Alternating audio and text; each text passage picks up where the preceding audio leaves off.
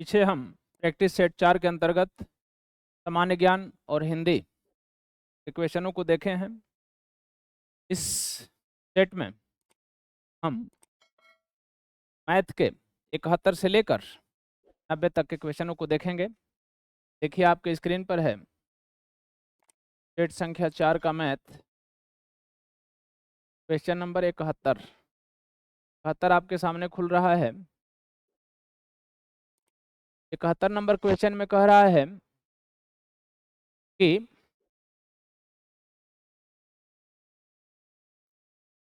एक रेलगाड़ी 180 किलोमीटर प्रति घंटा की गति से जा रही है, तो उसकी गति होगी। किसमें पूछ रहा है? किलोमीटर में दिया है और मीटर प्रति सेकंड में पूछ रहा है। तो यहाँ पर लिखेंगे क्वेश्चन नंबर 71 के लिए कि मीटर प्रति सेकंड में रेलगाड़ी की चाल हो जाएगी 180 दिया है, इसमें 5/18 से गुणा कर देते हैं। 18 से 10 बार में कट जाएगा, यह मीटर प्रति सेकंड में बदल जाएगा। 10 × 5 = 50 मीटर प्रति सेकंड। विकल्प संख्या 71 का डी सही हो जाएगा।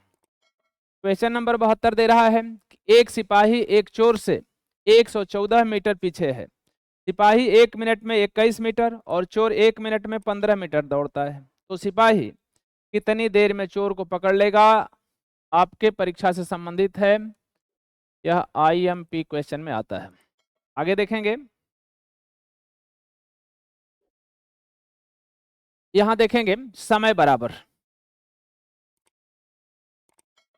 चोर को पकड़ने में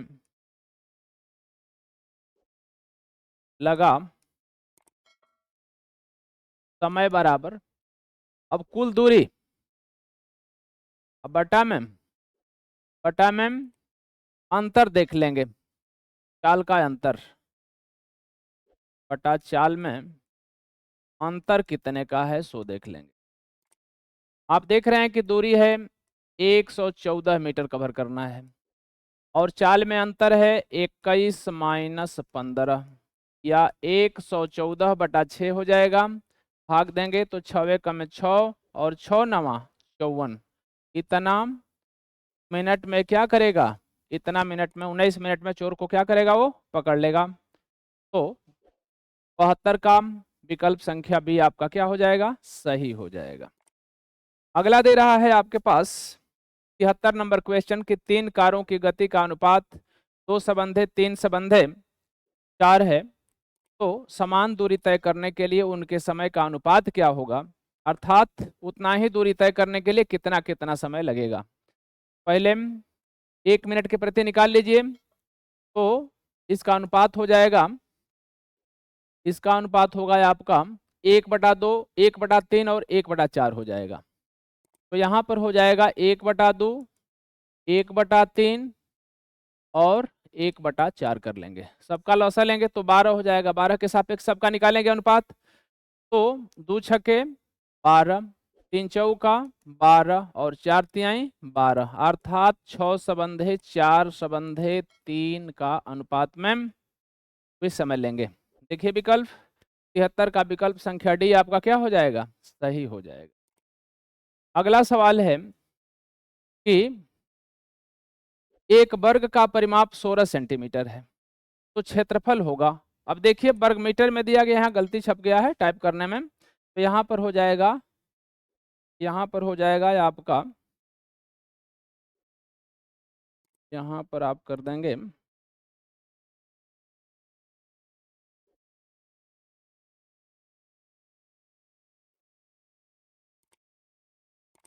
यहाँ पर होगा, अब देखिए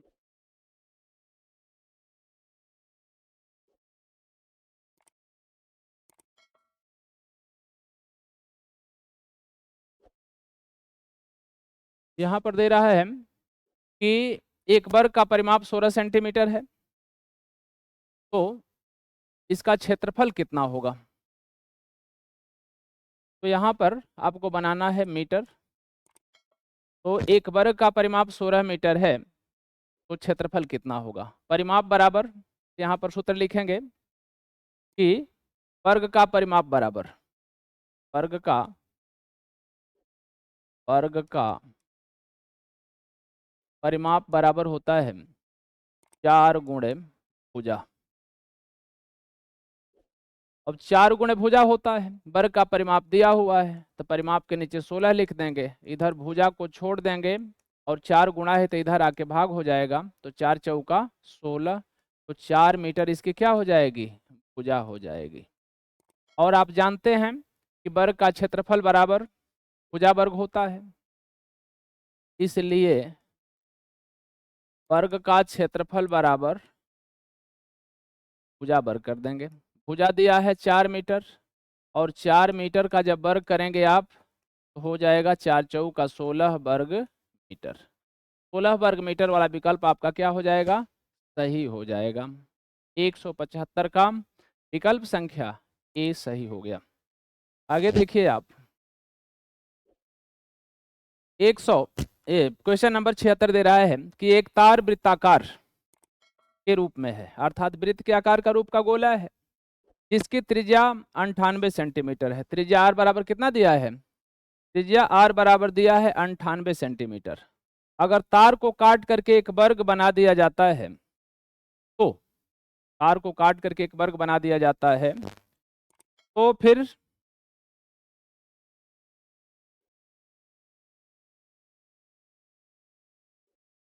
तार को काट करके और वर्ग बना दिया जाता है तो फिर क्या होगा। अब देखिए आकृति यूं है, गोला है, और इसी तार को न बढ़ाना घटाना नहीं है, इसी को वर्ग बना देना है, तभी भुजाएं बराबर हो जाएंगी, तो परिधि तो वही रहेगी। तो वर्ग का परिमाप बराबर वृत्त का परिमाप, तो यहाँ पर लिखिए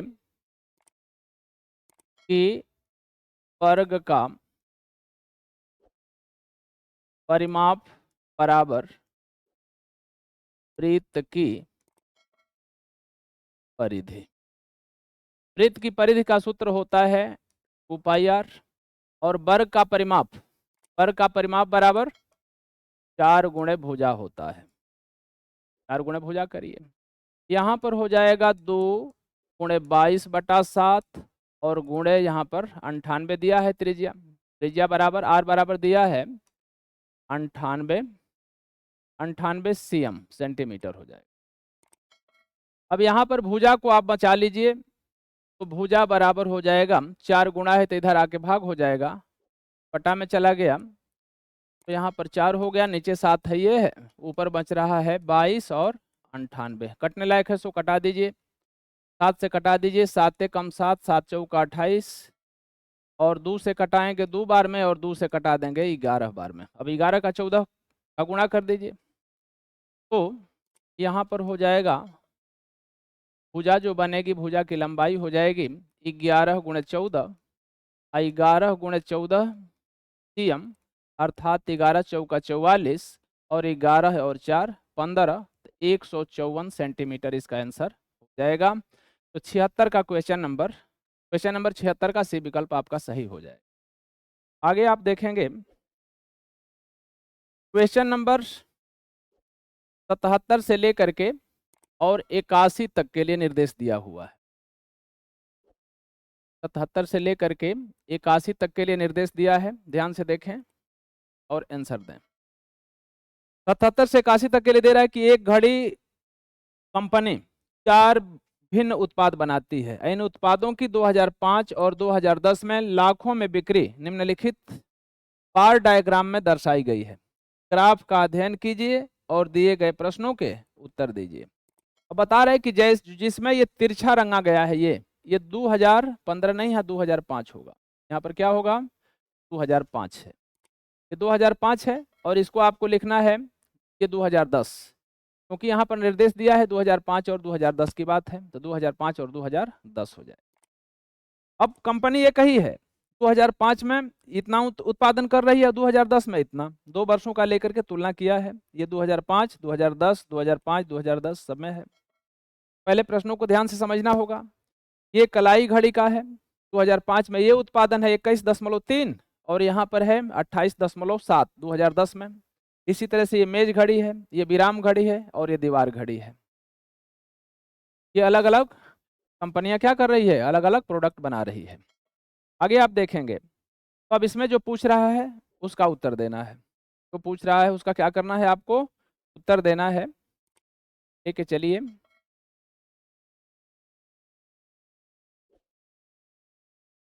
यहाँ देखेंगे, यहाँ पर दे रहा है कि 2005 में मेज घड़ी की बिक्री 2005 में दीवार घड़ी की बिक्री से लगभग कितनी कम है। ठीक है, बिक्री से कितनी कम है ये देखना है। तो 2005 में मेज घड़ी कहाँ है, यहाँ है। और 2005 की दीवार घड़ी कहाँ है, दीवार घड़ी आपकी यहाँ है। और 5 की बात हो रही है इसलिए इस कॉलम को आपको लेना है और इसमें से इस कॉलम को लेना है। अब पूछ रहा है कि 2005 में मेज घड़ी की बिक्री और 2005 में दीवार घड़ी की बिक्री से लगभग कितनी कम हुई है, कितनी कम हुई है। तो दीवार घड़ी की बिक्री से, तो अब देख लीजिए 2005 में, तो 2005 में दोनों स्थितियां हैं। तो दीवार घड़ी का कितना हो रहा है, दीवार घड़ी का 30.7 है। तो यहाँ पर लिख लीजिए 30.7 करेंगे, 30.7। और मेज घड़ी का 9.5 है, 9.5। और बटा में किस से, तो 30.7 से। परसेंटेज निकालने के लिए 100 का मल्टीप्लाई कर देते हैं, 100 का क्या कर देते हैं, मल्टीप्लाई कर देते हैं। 30.7 माइनस 9.5 बटा में 30.7 और गुणे 100 कर देंगे तो यह क्या हो जाएगा, यह हो जाएगा अभिष्ट प्रतिशत निकल जाएगा कि प्रतिशत कमी निकल जाएगी आपकी। अब गुणा कर दीजिए, पहले इसको घटाइए, 7 में से 5 गया तो 2 हो जाएगा और यहाँ पर बचेगा 30। और 10 में से 9 गया तो फिर बचेगा 1 और यहाँ पर बचेगा 2। 21.2 बटा में 30.7 और 100 का क्या कर देंगे, गुणा करेंगे। 10 से नीचे ऊपर गुणा करेंगे, दशमलव हट जाएगा तो 212 ऊपर हो जाएगा और नीचे हो जाएगा 307। और जब 100 से गुणा करेंगे तो 00 हो जाएगा और इसका क्या करेंगे, भाग दे देंगे, कटने लायक है नहीं। तो 21 तो 00 में जब भाग देंगे आप 307 से तो यह जा रहा है 9 से दीजिए, 9 तिरी 27 अधिक हो रहा है, 7 तिरी के 21 6 बार जा रहा है, 6 7 42 4 और 6 तिरी 18 हो गया। 10 में से 2 गया 8 हो जाएगा, यहाँ पर हो जाएगा आपका 11, 11 में से 4 गया 7, यहाँ पर बच गया आपका यहाँ पर हो गया 10, 10 में से 8 गया तो 2 हो जाएगा, 278 हो गया, 1 शून्य उतर जाएगा। अब देखिए कब बार जा रहा है, तो 3 7 21, 3 9 8 24, 3 9 27, 9 बार ले जाइए। तो यहाँ पर 9 7 63 हो गया और 9 तेरी 27 हो जाएगा, 10 में से 3 जाएगा 7 हो जाएगा और यहाँ पर हो जाएगा 7 में से 6 गया 1, इधर का काम खत्म हो जाएगा। दशमलव बढ़ाएंगे 0 आएगा, भाग नहीं जाएगी, फिर 0 बढ़ाएंगे, फिर इसके बाद 0 आएगा, 3 छक्के 18, 3 छक्के 18 लगभग 6 हो जाएगा। 69.6 तो 69.06, 3 5 15, 3 छक्के 18, 18 बेसी हो रहा है, 3 5 15, 3 5 15 होगा। 69.05 देखिए, 69.05 विकल्प संख्या 20 में का क्या है, ये सही है। 69.5% लगभग पूछ रहा है कि लगभग कितनी कम हुई है, तो चूंकि दशमलव में जा रहा है इसलिए लगभग 69.05% हो जाएगा। आपका हो जाएगा 69.05। आगे देखेंगे, क्वेश्चन नंबर आपके पास है 78। 78 क्वेश्चन कह रहा है कि 2005 से 2010 के बीच, 2005 से 2010 के दौरान बिक्री में वृद्धि की न्यूनतम, बिक्री की 2005 से 2010 के दौरान बिक्री में वृद्धि की न्यूनतम दर किस उत्पादन की रही है, किस उत्पाद की रही है। तो अब देखिए 2005 से लेकर के क्या दिया है, 2005 तो सबका निकाल लेंगे, इसका निकालेंगे अलग, इसका निकालेंगे, इस सबका निकालेंगे। और वृद्धि दर देखना है, इसमें वृद्धि दर नहीं हुई है, इसमें आप देख रहे हैं इसमें वृद्धि दर नहीं बल्कि कमी हुई है, तो इसकी गणना नहीं करेंगे, इन तीनों की गणना करेंगे और तब देखेंगे कि किसमें वृद्धि अधिक हुई है। इसमें भी थोड़ी बढ़ रही है, इसमें भी बढ़ रही है, इसमें भी बढ़, लेकिन इसमें कमी हो रही है, तो कमी हमें देखना नहीं है, इसलिए वृद्धि वाले में 3 की गणना करेंगे।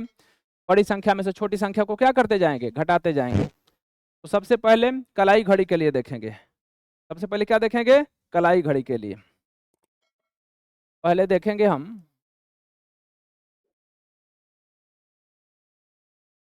कलाई घड़ी के लिए देखेंगे 2010 का है 28.7 में से 21.3 घटा देंगे, तो 7 में से 3 जाएगा तो 4 यहाँ बचेगा, और यहाँ पर बच रहा है 8, 8 में से 1 गया तो 7 हो जाएगा, और दशमलव की सीट पर दशमलव लगा दीजिए आप, और यहाँ पर हो जाएगा 2 में से 2 गया कुछ नहीं, तो 7.4 का डिफरेंस यहाँ हो रहा है। आगे क्या है, मेज घड़ी में देखिए, मेज घड़ी की गणना करेंगे, मेज घड़ी में देख रहे हैं 22.3 है, 22.3 में से घटाना है आपको 9.5, तो 13 में से 5 गया तो क्या बचेगा 9, और यहाँ पर बच गया 1, तो 11 हो जाएगा, 11 में से 9 गया तो 2 हो जाएगा, और यहाँ पर क्या बचा 1, 12.9 का डिफरेंस है। आगे आप लास्ट में देखिए दीवार घड़ी में क्या देखेंगे, दीवार घड़ी के विषय में देखेंगे कि इसमें क्या हो रहा है, तो इसमें है 23.7, और इसमें से डिफरेंस करना है आपको 30.7 का, 7 में 7 गया 0, और यहाँ पर हो जाएगा 30.7 है, ये 32 है, ये 32 है, ये है 32.7 है, अब घटाएंगे तो 7 में 7 गया 0, और यहाँ पर हो जाएगा 2.0, अर्थात किसमें सबसे कमी है, डिफरेंस कह रहा है कि 2005 से 2010 के दौरान वृद्धि की न्यूनतम दर, न्यूनतम माने कम वृद्धि किसमें हुई थी, इसमें देख रहे हैं 12.9 है, इसमें 7.4 है, सबसे कम वृद्धि दर किसमें अंकित है, इसमें हुई है, किसमें, दीवार घड़ी में हुई है, तो दीवार घड़ी जहां विकल्प रहेगा उसको सही कर देंगे कि दीवार घड़ी में सबसे कम वृद्धि हुई है, तो 78 का विकल्प संख्या डी आपका क्या हो जाएगा, सही हो जाएगा। 78 के बाद आगे देखेंगे क्वेश्चन नंबर 79, 79 में देखिए 79 आपके पास है स्क्रीन पर, इसमें कह रहा है अभी एक और सवाल है, 2005 से 2010 तक किस उत्पाद की बिक्री दर में लगभग 135% की वृद्धि हुई है, तो आप देखेंगे कि 2005 से लेकर के और 2010 तक किस उत्पाद में, 79 में आप देख रहे हैं, तो मेज घड़ी की बिक्री में आप देखेंगे उसमें डिफरेंस हुआ है, तो मेज घड़ी वाले में क्या देखे थे आप, पहले तो इसको खत्म, मेज घड़ी में डिफरेंस हुआ था,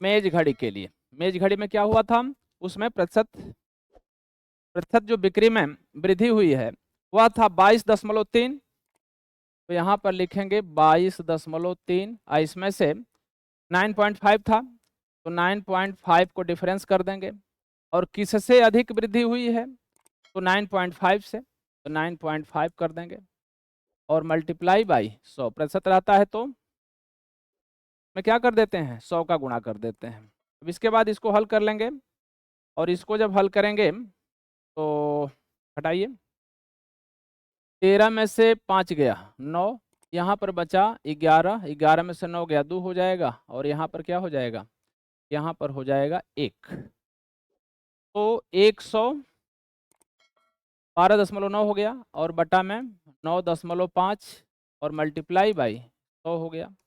यहाँ पर जब आप गुणा करेंगे इसका, तो 10 का गुणा करेंगे दशमलव हट जाएगा, तो नीचे बच जाएगा 95, और ऊपर जो हो जाएगा 129 हो जाएगा, मल्टीप्लाई बाई 100 कटने लायक रहेगा, 100 कटा देंगे, यह 19 5 95, और ये 20 5 100 हो जाएगा। अब इसके बाद गुणा कर देंगे तो ये 0 हो जाएगा, और 2 से गुणा करिए, 2 9 18, 2 दूनी के 4, 1 5, और 2 एक कम है 2, 2580 हो गया। 2580 में 19 से आप भाग दे देंगे, तो 2580 में 19 से भाग दीजिए, 19 कम है 19, 15 में से 9 गया 6, 68 हो जाएगा। 19 तिया 57 भी हो जाएगा। यहाँ पर 8 में से 7 गया, हो जाएगा 1, और यहाँ पर हो गया 1, पर से 0 आएगा। 19 पाँचे 95, 19 पाँचे 95, इसी में आप देख रहे हैं दशमलव में जाएगा लगभग 135% का कह रहा है, तो इसमें 135% की वृद्धि है। तो आप किस घड़ी में देख रहे हैं? मेज घड़ी में। तो मेज घड़ी आपका सही हो जाएगा, 79 का विकल्प संख्या ए सही हो जाएगा। आगे देखेंगे। अगला है क्वेश्चन नंबर 80 में आपके पास दे रहा है कि 2010 में कलाई घड़ी की बिक्री का प्रतिशत 2010 में मेज घड़ी की बिक्री से लगभग कितना अधिक था? तो अभिष्ट वृद्धि इसमें भी निकाल लेंगे। उसमें था 28.7, तो कितना अधिक था? मेज घड़ी से कितना अधिक था? इसको निकालने के लिए आप अभिष्ट वृद्धि इसमें भी निकालिए, निकालिए अभीष्ट प्रतिशत वृद्धि, अभीष्ट प्रतिशत वृद्धि निकालिए।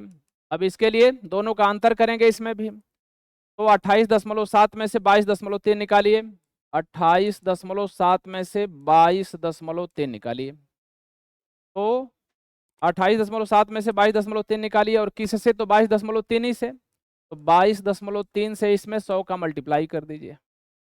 अब अंतर कर लीजिए, तो यहाँ पर हो जाएगा 7 में से 3 जाएगा 4 हो गया, और यहाँ पर 8 में से 2 गया 6 हो गया, और बटा में नीचे आ जाइए, नीचे 22.3 हो जाएगा। 100 का मल्टीप्लाई करेंगे, 10 से गुणा करेंगे, ये खत्म हो जाएगा, यहाँ पर 64 हो जाएगा, और नीचे 223 हो जाएगा। और जैसे ही 100 से गुणा करेंगे 00 बढ़ जाएगा। अब 6400 में 223 का भाग दे दीजिए, 223 का आप क्या करेंगे? भाग देंगे। 2 तियाई 6, 23 तिया 69, 2 बार जा रहा है। 2 तियाई 6, 2 दूनी के 4, 2 दूनी के 4, 10 में से 6 गया 4 हो जाएगा, और यहाँ पर 13, 13 में से 4 गया तो 9 हो जाएगा, और यहाँ पर बचेगा 5, 5 में से 4 जाएगा तो 194 होगा, 1 0 आएगा। तो 2 9 18, 8 बार जाने की संभावना है। 8 तरीके 24, 8 दूनी का 16, और 2 18 1, 8 दूनी का 16 और 1 17, 10 में से 4 गया 6, और यहाँ पर बचा 13, 13 में से 8 गया 5, और यहाँ पर बचेगा आपका 8, 1 हो गया 156। अब देखिए, अब दशमलव बढ़ाना पड़ेगा, यहाँ से 0 लेंगे आप, तो 2 6 12, 2 7 14, 2 7 14, और 7 बार जाने की संभावना है। 28.7, 28.7% ये होगा। इसमें आप विकल्प संख्या देख रहे हैं, 28.7 किसमें सही है? 28.7 आपका सही हो जाएगा सी वाले में। तो इसमें आप क्या करेंगे? सी वाले विकल्प को सही कर देंगे। आगे आप देख रहे हैं 81 नंबर क्वेश्चन है कि 2010 में विराम घड़ी की बिक्री और 2005 में मेज घड़ी की बिक्री का अनुपात क्या है? तो दोनों का अनुपात आप निकालेंगे, तो आप देख रहे हैं कि दोनों का अनुपात 3.5 था और 9.5 था। तो 3.5 था और दूसरा था 9.5, दोनों का अनुपात था। अब दोनों का अनुपात जब दिया हुआ है तो उसको अनुपात को कटा के सरल करके छोटा करके लिखते हैं। जब जैसे ही आप छोटा करेंगे इसको तो कटा देंगे, तो दशमलव चाहे तो भगा दें, दशमलव भगा दीजिए 10 का गुणा करके। एक ही संख्या से दोनों तरफ गुणा कर सकते हैं, ये 35 हो जाएगा और ये 95 हो जाएगा। 5 से कट रहा है, 5 7 35 और 19 5 95, तो यह 7 संबंध है। 19 या 7 और 19 का अनुपात होगा, तो 7 19 वाला अनुपात विकल्प संख्या डी आपका सही हो जाएगा। इसके बाद आपके पास क्वेश्चन दिया हुआ है 82। 82 में दे रहा है कि B star C is equal to, एक क्वेश्चन में 1 + b/c, दूसरे क्वेश्चन में 1 - b/c। तो अगर इसी के आधार पर अगर 4 स्टार 7 दे दिया जाए तो वह किसके बराबर होगा? आगे देखेंगे, जैसे जहां जहां बी है वहां वहां 4 लिखेंगे और जहां जहां सी है वहां वहां 7 लिख दे। लेके आइए, पहले सूत्र लिख लीजिए। सूत्र लिखिए, सूत्र में हमारे पास है कि बी स्टार सी और B star C is equal to है पहले क्वेश्चन में 1 प्लस बी बाई सी और दूसरे क्वेश्चन में है 1 माइनस बी बाई सी। ठीक है, अब देखिए जहां जहां बी है वहां वहां 4 लिखिए, क्योंकि यहाँ 4 स्टार 7 दिया हुआ है आपका। पहले क्वेश्चन में हो जाएगा 1 प्लस बी के स्थान पर 4, सी के स्थान पर 7। दूसरे क्वेश्चन में 1 माइनस बी के स्थान पर 4, बाकी सी के स्थान पर 7। अब जानते हैं कि ए स्क्वायर माइनस बी स्क्वायर बराबर ए प्लस बी, एगो में ए माइनस बी एगो में, तो यहाँ पर हो जाएगा 1 का वर्ग माइनस 4/7 का वर्ग हो जाएगा। 1 का वर्ग 1 होता है, 4 का वर्ग 16 और 7 का वर्ग 49 हो जाएगा। और लॉसा लेकर के हल करेंगे तो 49 का में 49 में से 16 घटा देते हैं और प्लस रहता है तो जोड़ देते हैं। अब 49 में से 16 घटा दीजिए तो 9 में से 6 जाएगा तो 5 बचेगा और 4 में से 1 जाएगा तो 3 बचेगा और नीचे तो 49 रहेगा ही रहेगा। 9 में से 6 गया ये 3 होगा, 9 में से 6 गया तो ये 3 बचेगा।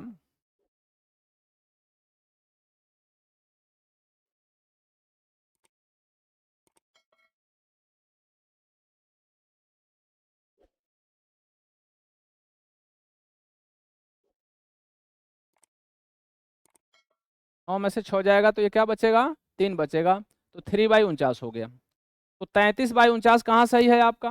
33/49 ये वाला विकल्प आपका सही है, तो विकल्प संख्या सी आपका क्या हो जाएगा, सही हो जाएगा। आगे आप देख रहे हैं,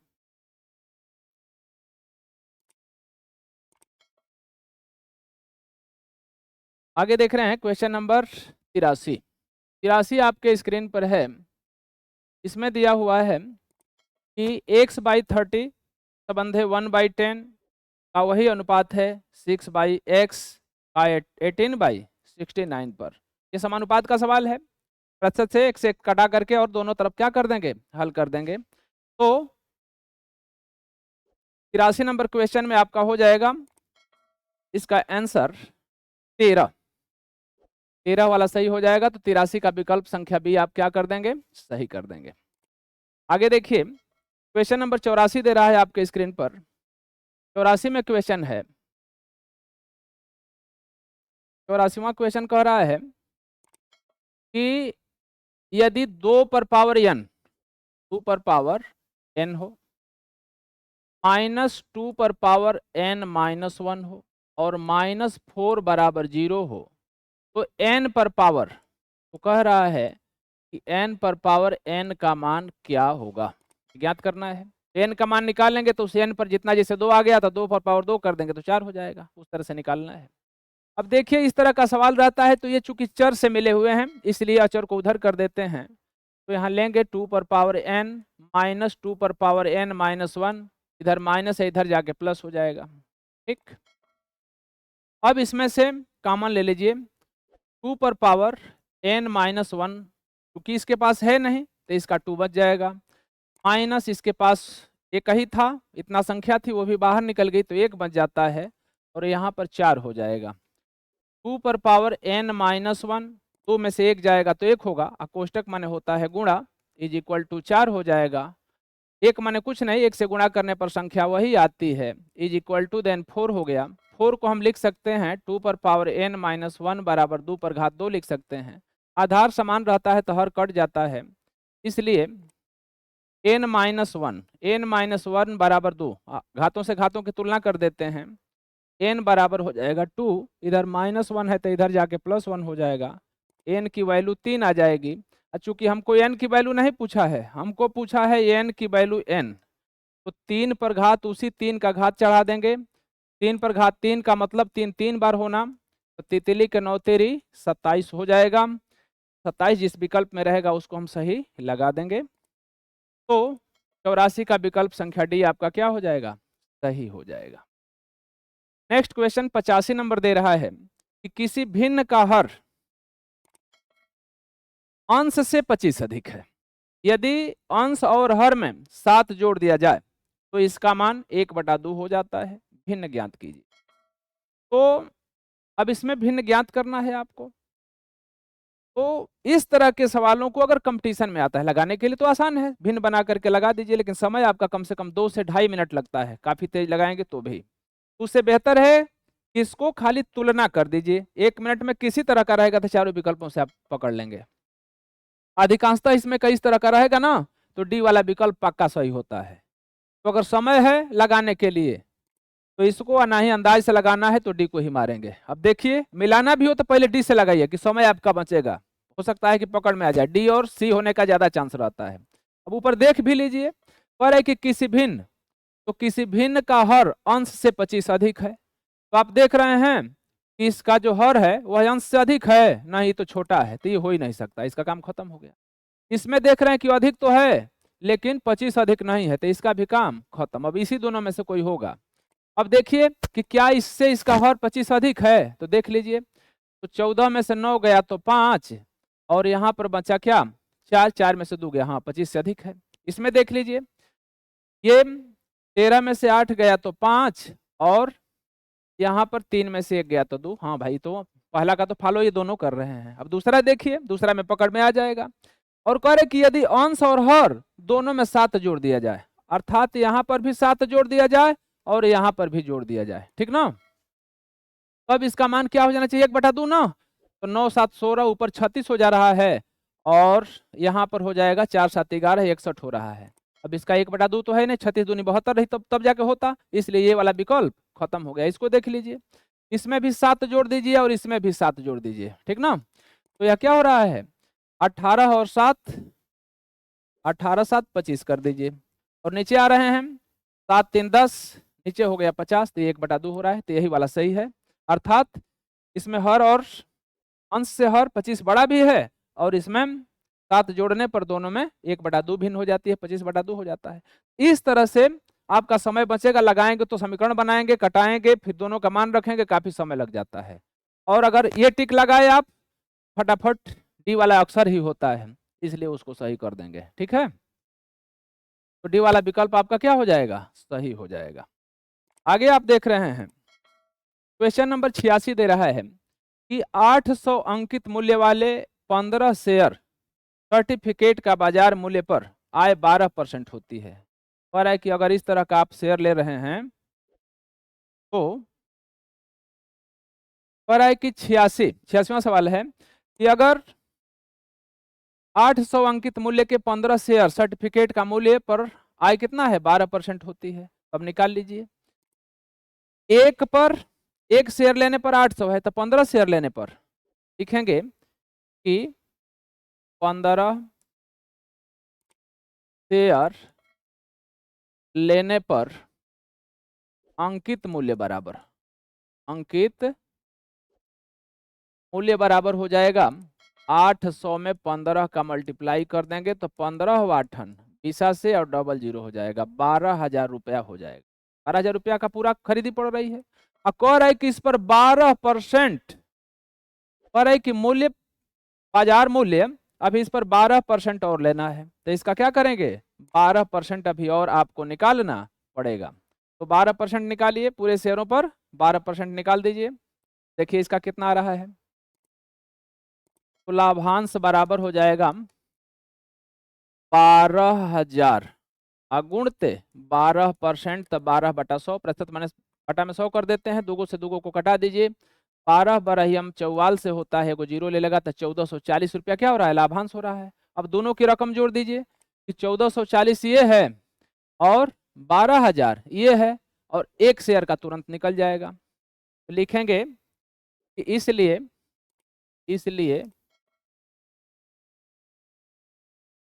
एक शेयर का बाजार मूल्य निकालना है आपका, ठीक। तो पूरे शेयरों की संख्या में जितने शेयर है उसका भाग दे देंगे। तो यहाँ पर 12,000 तो ये था, और 12,000 में 1440 इस पर क्या ले रहा है, लाभांश ले रहा है। और ये पूरे 15 शेयरों का इतना दाम होगा, लेकिन एक शेयर का बाजार मूल्य निकालने के लिए फिर 15 से क्या करेंगे, भाग दे देंगे। तो ये 12 है और एक 13, 13,440 और बटा में हो जाएगा कितना, 15, 15 से भाग दे देंगे और इसका आंसर क्या हो जाएगा, निकल जाएगा। तो भाग दीजिए, यहाँ पर पहले 15 से भाग दीजिए, 5 से कटा दीजिए, 5 तिहाई 15 और 5 दूनी का 10, 3 लेके 34, तो 5 छः के 30, 4 लेके 44, पाना अठे 40, 4 लेके 40, पाना अठे 40। अब 3 से भाग दे देंगे, तो 3 अठे 24, 2 लेके 28, 3 27 और 1 लेके 18, 3 छके 18, तो 896 रुपये हो जाएगा। 896, 800, 800, 881 हुआ। 3 3 अठे 24, 3 अठे 24 हुआ, 2 लेके 28, 3 27, 3 छके 18, ठीक है। 896, 896 हो गया आपका 86 नंबर सवाल में। 86 नंबर सवाल में 896, 896 इसमें विकल्प नहीं दिया है, तो डी वाला विकल्प सही कर देंगे। डी वाला विकल्प क्या कर देंगे, सही कर देंगे। 86 का डी वाला सही हो जाएगा। क्वेश्चन नंबर 87 दे रहा है, 87 है आपके स्क्रीन पर, 87 देख रहे हैं। 87 में सवाल है कि प्रीतम को छमाही परीक्षा में 300 में से 60% अंक प्राप्त हुए तथा वार्षिक परीक्षा में उसे 700 में से 70 अंक प्राप्त होते हैं। दोनों परीक्षाओं में मिला करके उसे कितने अंक प्राप्त हुए। अब देखिए, इसको लगाने के लिए आपके पास दोनों को जोड़ना है, दोनों अंक पूछ रहा है, तो कुल अंक लिखेंगे कुल प्राप्तांक बराबर, दोनों परीक्षाओं का कुल प्राप्तांक निकाल लेंगे। तो एक पा रहा है 300, 300 में से 60% अंक पाता है, तो 300 गुणे 60% के लिए 100 कर दीजिए। और इसमें दूसरी परीक्षा में 700 में से पा रहा है 70%, तो 70/100 कर दीजिए। दुगो शून्य से दुगो शून्य कट गया, दुगो शून्य से इसका दुगो शून्य कट गया। अब गुणा कर दीजिए, 3 छके 18, 180 इसके पास हो जाएगा, 7 7 49 पर 1 शून्य इसके पास हो जाएगा, दोनों जोड़ देंगे, 0 हो गया, 9 8 17 हो गया, 4 1 5 और 1 6, 670 रुपया, 670 अंक हो जाएंगे। कितना हो जाएगा, 670 अंक हो जाएगा। तो 670 अंक जाएंगे। 670 देखिए कहीं दिया है, तो 670 बी वाला सही है। 87 का विकल्प संख्या बी आपका क्या हो जाएगा, सही हो जाएगा। आगे देखेंगे, इसके बाद है क्वेश्चन नंबर 88। क्वेश्चन नंबर 88 है, 88 में दे रहा है आपके पास कि एक कक्षा में बैठने के लिए छात्रों की, हर एक कक्षा में छात्रों के बैठने के लिए कुर्सियों की 12 पंक्तियां हैं और प्रत्येक पंक्ति में बराबर कुर्सियां हैं। यदि 6 पंक्तियों में 18 कुर्सियां हों तो कक्षा में कुल कितनी कुर्सियां हैं। ठीक, तो पहले निकाल लीजिए, 6 पंक्तियों में 18 कुर्सियां हैं। यहाँ लिखिए कि चूंकि 6 पंक्तियों में कुर्सियां बराबर, 6 पंक्तियों में कुर्सियां, 6 पंक्तियां में कुर्सियां कितना है, तो 18 कुर्सियां हैं। ठीक है, 6 पंक्तियों में 18 कुर्सियां हैं, तो कुल कितनी कुर्सियां हैं, 12 पंक्तियों में कितनी होंगी। तो यहाँ पर एक में ले लेंगे, इसलिए एक पंक्ति में, एक पंक्ति के लिए निकालेंगे तो यह 18/6 हो जाएगा। इसलिए आपको 12 पंक्तियों में निकालना है। 12 पंक्तियों में 18/6 मल्टीप्लाई बाई 12, 6 दूनी का 12, तो कुल कुर्सी कितनी हो जाएंगी, 36। 36 कुर्सी हो गई। अब 36 कुर्सी हो गई तो एक एक लाइन में कितना है, इसलिए एक पंक्ति में, एक पंक्ति में कुर्सियां बराबर। अब कुल संख्या बटा पंक्तियों की संख्या, तो 36 कुल है, अब पंक्तियों की संख्या 12 है। एक एक पंक्ति में कितनी कुर्सियां? 3-3 कुर्सियां हैं। तो विकल्प संख्या कह रहा है कि बराबर कुर्सियां हो तो कुल कुल कितनी, अच्छा कुल कुर्सियां ही पूछ रहा है, कुल कितनी है तो कुल 36 हो जाएगी, नीचे की जरूरतें नहीं है। पूरा कुर्सी कितनी है? 36, पूरा 36 आप लगा देंगे, यहीं से हो जाएगा हल। आगे देखें, क्वेश्चन नंबर 89 दे रहा है आपके पास कि 7 संख्याओं का औसत 38 है और 4 संख्याएं जिनका कुल यदि इसमें शामिल कर ली जाएं तो सभी संख्याओं का औसत क्या हो जाएगा? कुल योग, योग यहाँ पर दिखाई नहीं दे रहा है, यहाँ पर देखिए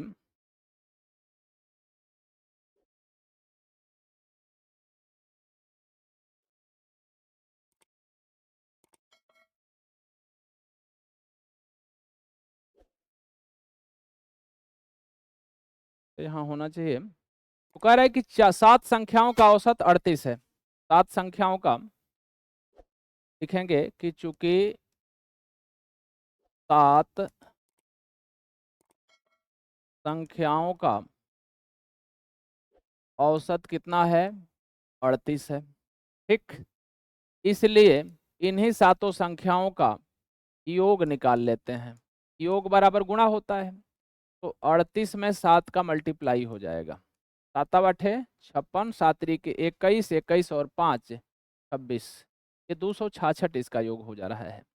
इसके बाद 4 संख्याएं और दी गई है। क्वेश्चन नंबर 89 में 4 संख्याएं और दी गई हैं, तो इसमें दे रहा है कि 4 संख्याओं का योग, अब यहाँ 53 होना चाहिए, मिट गया इसमें से, कुल योग कितना है? 53 है। तो यहाँ पर हो जाएगा 4 संख्याओं का, 4 संख्याओं का योग पहले से दे रखा है 53, तो कुल योग निकाल लीजिए। 4 7 पहले से थी, 7 ये हो गई, 4 ये हो गई और 7 पहले से थी, तो कुल मिला के 11 संख्याओं का कुल योग बराबर, कुल योग बराबर दोनों को जोड़ देंगे, 266 और प्लस 53 इज इक्वल टू हो जाएगा 6 3 9 और 6 5 11 के 1 और 2 1 3 हो जाएगा 319 हो जा रहा है। अब कह रहा है कि तो सभी संख्याओं का औसत क्या हो जाएगा? 11, इसलिए 11 संख्याओं का औसत निकाल लेंगे आप। औसत बराबर कुल योग बटा में संख्या होती है, संख्या है 11 और योग आ रहा है 319, भाग देंगे जितना आएगा उतना हो जाएगा। तो 11 दूनी 22 हो जाएगा, 11 दूनी 22 और 9 लेके 99, 11 9 99, तो 29 हो जाएगा। तो विकल्प संख्या ये आपका सही हो जाएगा। आगे देखेंगे, क्वेश्चन नंबर लास्ट है 90 तक कहा गया था ना, 90 देखिए, क्वेश्चन नंबर 90 है आपके पास।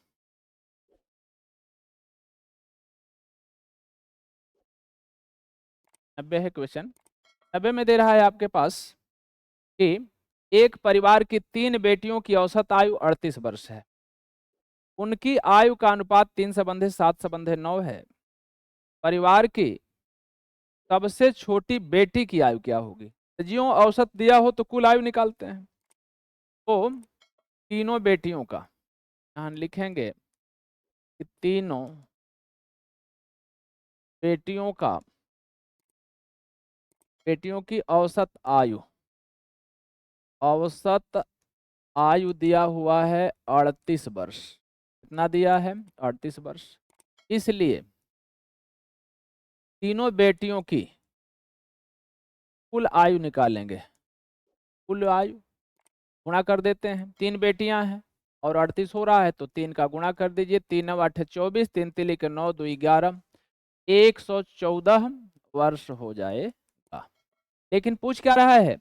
ये तो कुल आयु हुई, उनकी आयु का अनुपात दिया हुआ है 3:7:9, तो संबंध का सवाल जब दिया रहता है तो x लगा देते हैं। तो यहाँ पर लिखिए कि 3x + 7x और +9x, यह किसके बराबर है? 114 के। 9 7 16 और 16 है और 3 19 x बराबर 114 के हो जाएगा। जब x बचाएंगे तो 114 पहले से है, 19 गुणा है, इधर आकर के भाग हो जाएगा। 19 छक 14 से, 19 छके 14 से x का मान आपका क्या निकल गया, x बराबर निकल गया 6। और क्या कह रहा है, छोटी लड़की अर्थात जिसका अनुपात कम है, तो 3x, 3x में x का वैल्यू रख दो, इसलिए यहां लिखेंगे छोटी लड़की का, छोटी लड़की की आयु बराबर 3x है। तो 3 में x माने 6 का गुणा, तो 18 वर्ष हो जाएगा। तो 18 वाला विकल्प यहाँ पर क्या हो जाएगा, सही हो जाएगा। तो यहाँ है ना 3 छके 18, 90 का सी वाला विकल्प आपका क्या हो जाएगा, सही हो जाएगा। अब इसके बाद इससे पीछे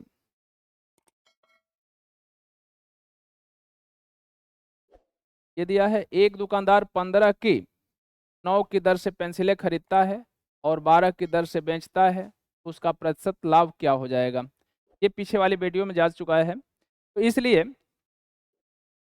यहाँ से सवाल अब अगले वीडियो में आप देखेंगे। क्वेश्चन नंबर 90 तक रहा यहाँ पे आज समाप्त होता है सेशन।